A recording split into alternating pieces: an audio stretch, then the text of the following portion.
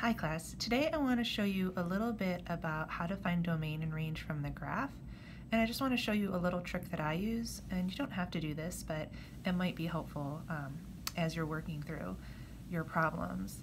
The first piece of advice is to get out a piece of graph paper and try to recreate the graph if you're working on the computer so that you have the opportunity to draw on it and take a deeper look at it on your paper. So let's imagine that we were given the following relations or functions and we were asked to identify the domain and range. So what we understand the domain to be is the set of all elements that are inputs into the relation or the function. And in terms of input values on our graph, we always call our input values x values. So what I like to do is take a look at the coordinates on the graph. So if I'm looking at this first example, I might notice that this graph exists between -3, 4 and 3, -8. So I understand my domain to be the set of all of the x values. So what I kind of like to do is go down to the x-axis with my highlighter, and I like to just highlight the part of the x-axis that's covered by the x values. And then I like to kind of notice what that is so I can describe that as the domain.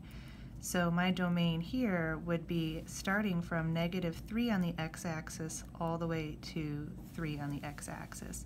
I can get that from these x-coordinates. I can also get it visually.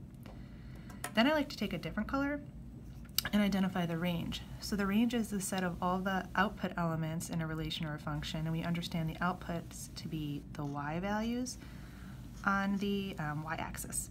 So looking at this particular example, I might notice that I have a y value of 4 and a y value of -8. So what I like to do is kind of go over to the y-axis and just highlight all of those values. And then I can kind of visually see where the range is on the y-axis. Now I want to report this smallest to largest, so -8 to 4 would be my range there. So let's see if we can kind of translate that to this second problem over here, this circular shape.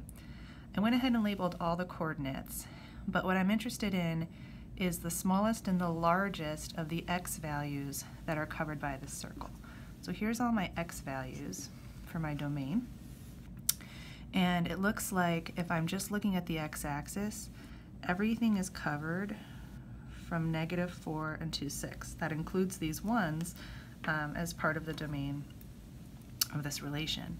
So just looking at the x values, if I wanted to report those from smallest to largest, -4 to 6, and then every point in between, right? So each one of those points on the circle represents a different value on the x-axis. So similarly, if I look at the range values of just the points I've decided to look at, there's all these points here I didn't label, but I'm looking for the absolute smallest and the absolute largest. So again, if I translate over to the y-axis, the lowest point on this circle and the highest point on this circle, it looks like that my graph covers from -5 to +5 and all of the other values in between in the range. So I would report that smallest to largest, -5 to 5. So let's take a look at a couple other examples. Now these are a little bit different because they're not closed. They're just some of these are going towards infinity. So in this parabola in number 3, I can see a couple points here that are indicated to me, but then I have these arrows. And these arrows are going to tell us a couple things.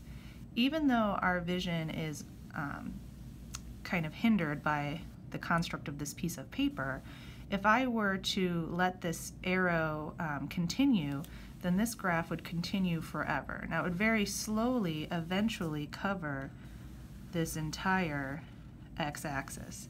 And you have to think a little abstractly to understand that, because you may think it's going to go up and look very straight. And it will for a while, but remember, as humans we've established this construct of infinity, which is hard to imagine, but eventually this graph will cover everything. So the way that we describe that is by understanding that this x-axis on this paper is just a little small piece of the number system, and so this graph is going to eventually cover everything on the left and everything on the right because of these arrows going left and right forever. So the domain would be from negative infinity to infinity. Perhaps you remember this symbol stands for all real numbers. Now the range is going to do something a little bit different. If we look at the vertex point here, -5, that is the lowest point that we see here on the graph. There is no graph underneath -5. But again, these arrows tell me that this graph is going to continue to cover the y-axis forever. It's going to go up and cover everything above it. So it is going to go up to positive infinity there. Now the difference is it definitely doesn't cover to negative infinity. So thinking about lowest to highest, my range would be -5 to infinity. -5 being the lowest point, infinity being the highest point. So I'm not going to use the all real number symbol here because we're only looking at values larger than -5 on the range. Okay, one more example to look at. Let's take a look at this kind of half parabola here. Just looking at the points on the domain that I managed to kind of highlight here. This time our domain has the smallest x value on the graph of -7 goes to -2, but then again we have this arrow. So even though we can't see it, this graph is going to continue to cover the x-axis for the entire distance on the right. So here, if I take a look at that, I'm going to cover everything eventually in this direction. So I do have a left endpoint, but then that domain's going to end up going on forever because of this arrow here. So when I report that, the smallest value is -4, but this time the domain's going to go on forever to positive infinity. Let's similarly look at the range. Let's just look at some of these coordinates we've chosen here, -4, 8, and then again I'm going to highlight this arrow because it's going to tell us something else about the range. So in this graph, the absolute highest point it gets to is 8. It never gets higher than 8. But this arrow indicates that it's actually going to cover the entire negative portion of the y-axis. So down here, this arrow tells me that it's heading down on the y-axis to negative infinity. So when I report the range, remember we have to report smallest to largest. So the smallest value is negative infinity in the sense that this is going to be continuing down, so bottom to top, and the highest value is 8. So again, we have to pay attention to where this arrow is going and how we're going to describe things. And so for the domain, you're always going to describe smallest to largest left to right. And for the range, you're also always going to describe smallest to largest, but that means bottom to top.